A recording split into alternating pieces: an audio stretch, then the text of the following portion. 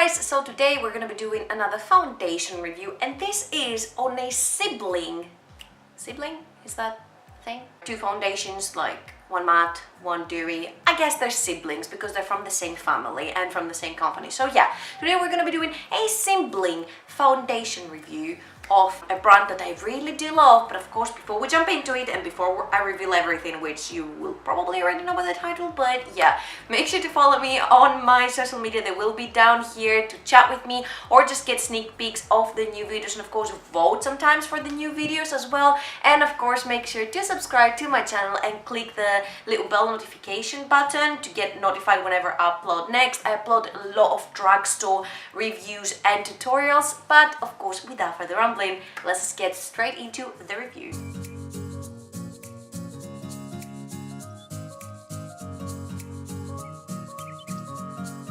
So of course you already know by the title, today we're going to be reviewing the new Catrice HD Liquid Radiance foundation, which is meant to be long wearing, have a smooth glow and buildable coverage. And if you guys know me, I live for dewy or semi-dewy foundations, like something in between a matte and a dewy. You guys love the previous review that I did on this foundation right here, which is the matte version of this one. It only brought out 4 shades, but the good thing with Catrice is that they do have a darkener and a lightener. I think that's what they're called. Basically lighter drops and darker drops, so you can kind of mix and match the shade of your foundation and get your perfect shade for your skin. So as always, I'm going to be priming half of my skin, and I have already done this so the primer actually sinks into my skin. It's going to be the Too Faced Hangover Primer. You guys know this. I love it so much. It hydrates, and pretty much every single foundation that I put on top of this primer works. Like even the foundations that don't work kind of work on top of this primer. I don't know what sorcery is in here, but it's really good. Now I really look like a crazy person.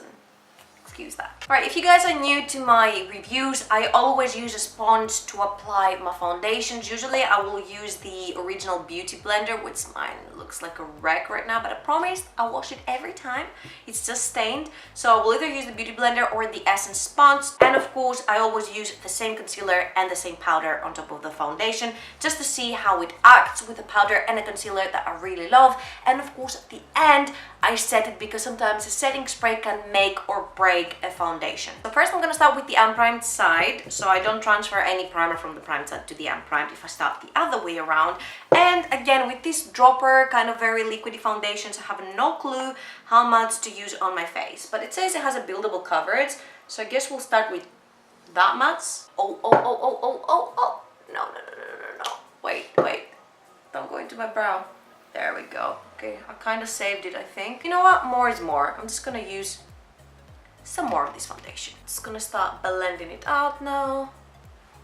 Actually, you know what? This could very well suit my skin tone.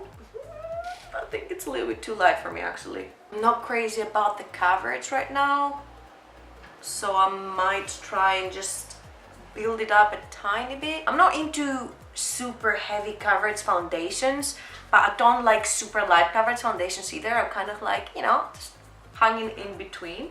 So far, I'm just gonna say I'm not very impressed by this foundation because it kind of clings onto every little dry patch I have on my skin, and I exfoliated before. I put my serums, I put my toner, I put my moisturizer on top, and yes, this is my bare skin with no primer, but it's like fully moisturized, and I do have sort of combination skin. Like it does get dry and it does get oily, so I just don't understand why it's clinging onto every dry patch. Let's try and go on to the prime side, because this could be a whole lot of different situation. Whew.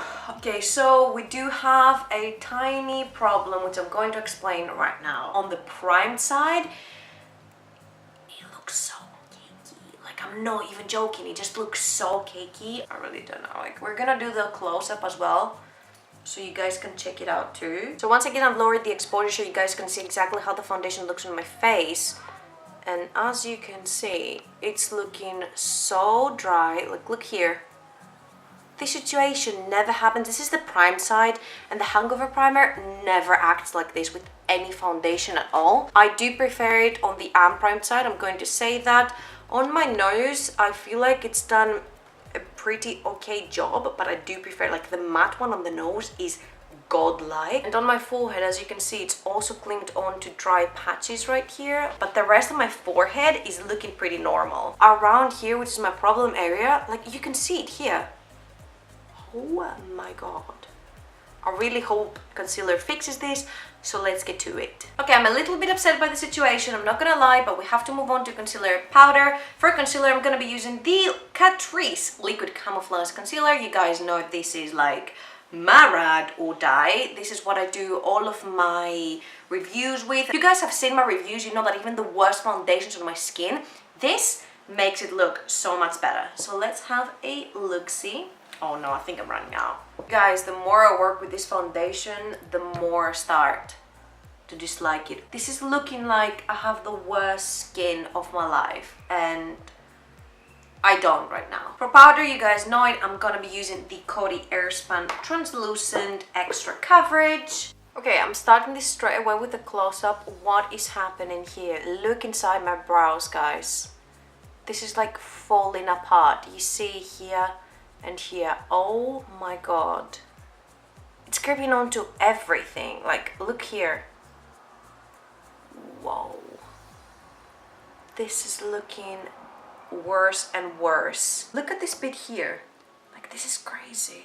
I'm just going to use some setting spray, and really, if it just doesn't look good with the setting spray, I'm just gonna have to take it off. There's literally no point doing a long wear test if the foundation itself looks like crap on me. Why do I care how it's going to look in 3 and 4 and 8 hours if the original application looks terrible?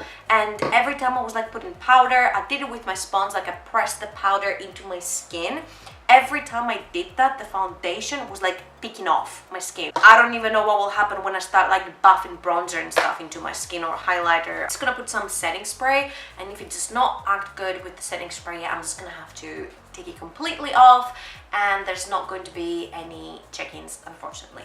I literally bathed myself in the setting spray, and let's see if it's gonna get any better. I'm going to say that it did fix the situation just a bit. Like, it kind of melted all the powders into my skin, but you can definitely still see the bits of skin sticking out, and that feels like I've said before, it feels like I have not exfoliated in months. One last zoom in, and then I'm gonna decide if I'm gonna go on with my makeup and do checking. So as you can see, it did help the situation quite a bit, but still it's looking so freaking dry around this area. You can still see my forehead and how dry it looks, and on top of, just can't handle the situation around my eyebrows. Like, what is happening there? And look at this side, it is horrible. So I've decided that I'm actually gonna be taking off this foundation off of my face. I don't know, something went really wrong. I think I'm gonna give it another go at some point and let you guys know on my Instagram stories or my Twitter.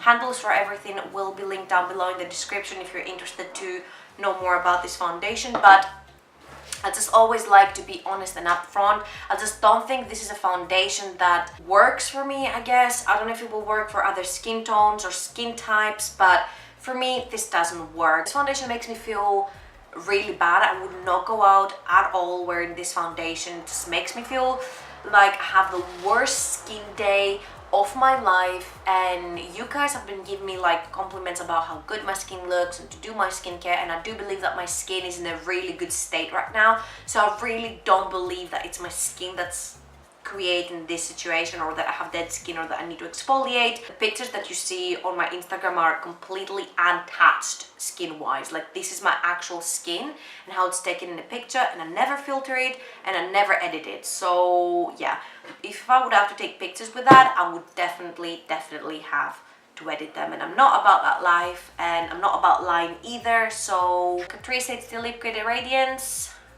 it's a pass for me. If you do like do your skin, I do have foundations to suggest to you guys. One of them is the Essence Present Feet Awake Makeup Foundation. You see how much I've used of it already. It's really good, and I think it's about €4 by Essence. And this one is the Maybelline Dream Satin Liquid Foundation, which you can see I've also used quite a bit of that, and it's literally my ride or die foundation at this point. So If you're looking for a dewier foundation, which is more on the affordable side, I think this one is about €9, and I do have a full review with check-ins on that one, and I will leave it down below if you guys are interested to check it out.